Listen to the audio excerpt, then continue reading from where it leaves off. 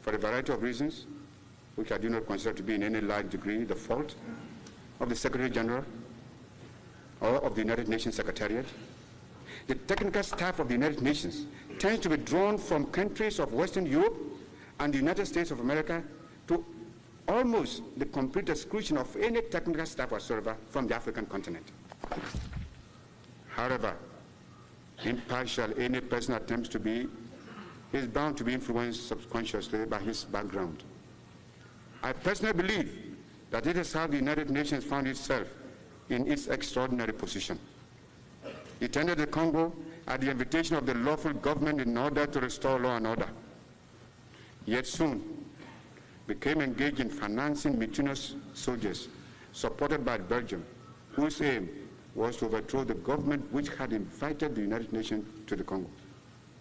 The officials who organized the pay of these rebellious elements were, by reason of their background, so remote from African affairs that it never occurred to them what they were doing. As I have said, the first task of the reorganized command would be to neutralize the force publique everywhere. It's only when the military situation has been brought under control that the Congolese parliament can meet in an atmosphere of security. Until parliament met, it will be the duty of the United Nations Command to keep order in the Congo and to prevent tribal or political clashes which might involve the loss of life. This command will not interfere with the existing organs of government, and in particular with respect to provincial administration, insofar as they are functioning within the Constitution. Where provincial councils, as in the case of Katanga, have usurped powers not accorded to them by the Constitution, the United Nations should give the necessary mandate to restore the constitutional position. Considerable increase in the existing United Nations force will be necessary.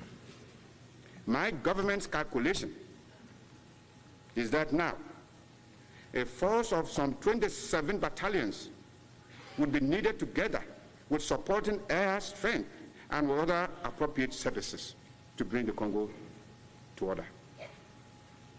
This is a very large increase over the above the existing United Nations force in the Congo. I am certain, however, that if the United Nations adopted a realistic policy based upon the points I'm putting forward, then these troops would be readily forthcoming.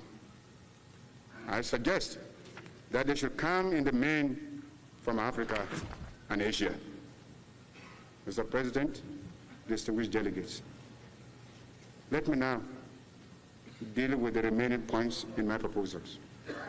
My third point was that all non-African personnel serving with the Congolese army should be expelled immediately from the Congo.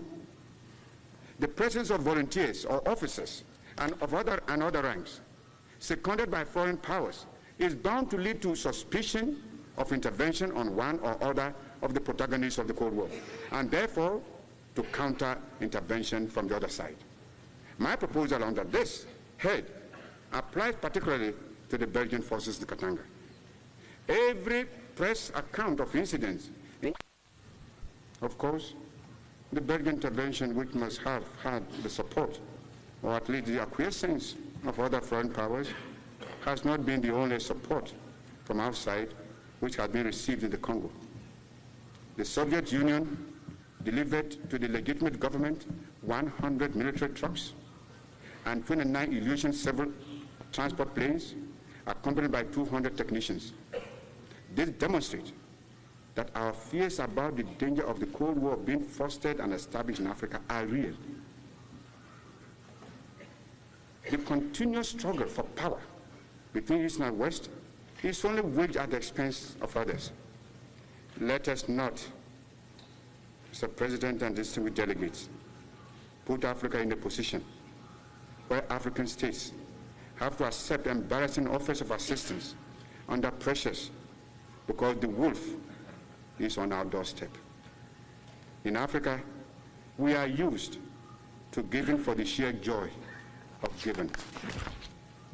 Mr. President, distinguished delegates, this brings me to my next point, namely, that all foreign diplomatic missions and representatives should immediately be recalled from the Congo by their respective governments.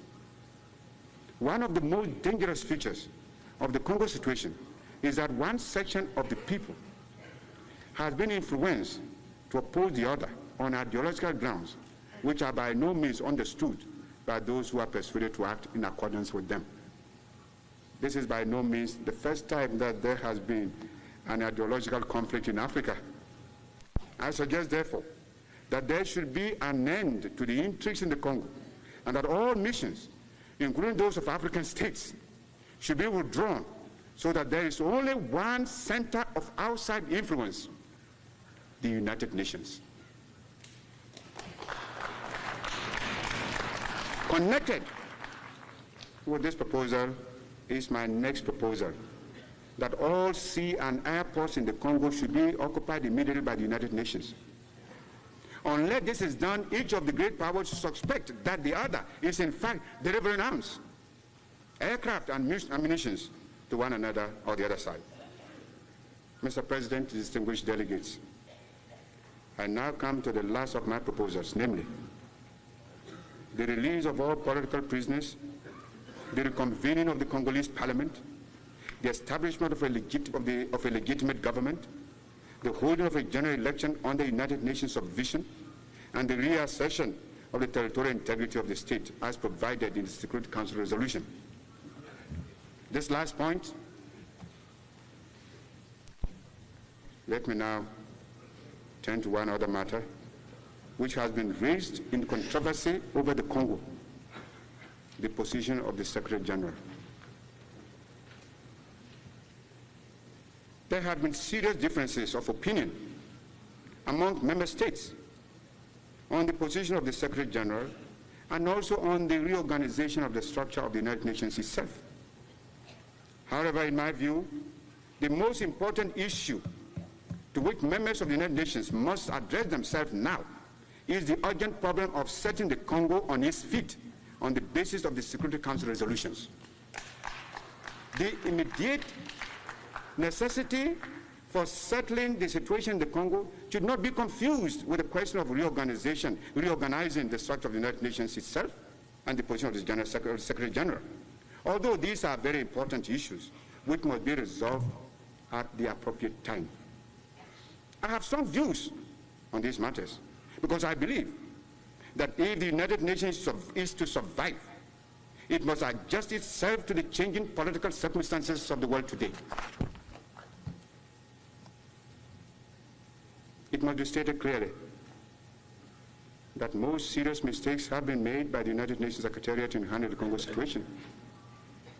I'm sure that the Secretary General will realize that there must be a new departure and that African states cannot indefinitely tolerate a position in which United Nations decisions appear to be weighed in favor of the colonialists and against the aspirations of the African peoples, in consequence of which administrative acts are executed by the United Nations Secretariat in a manner which does not correspond to the decisions of the Security Council and the General Assembly. Indeed, in the whole of Africa south of the Sahara, this problem is likely to arise in one form or another.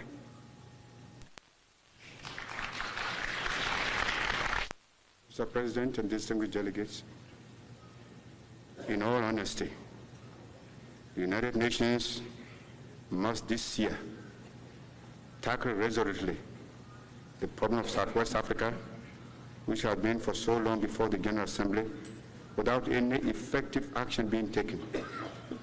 If at this stage the United Nations give way once again to South Africa on this issue, its prestige will be most seriously damaged.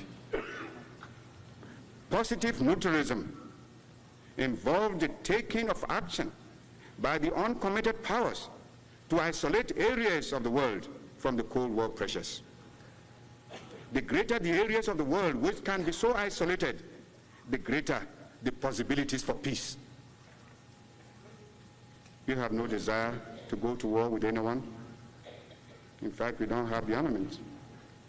Nevertheless, the life of every single person in Africa is threatened by the possibility of irresponsible nuclear warfare let loose through fear, mistake, or miscalculation.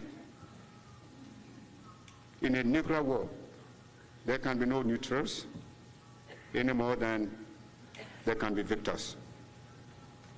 The action, therefore, which I am proposing for the Congo is not only to save the Congo, it is directly linked with the saving of the world peace, and indeed, the prevention of mankind from extinction through the unregulated discharge of nuclear poisons let loose by irresponsible nations.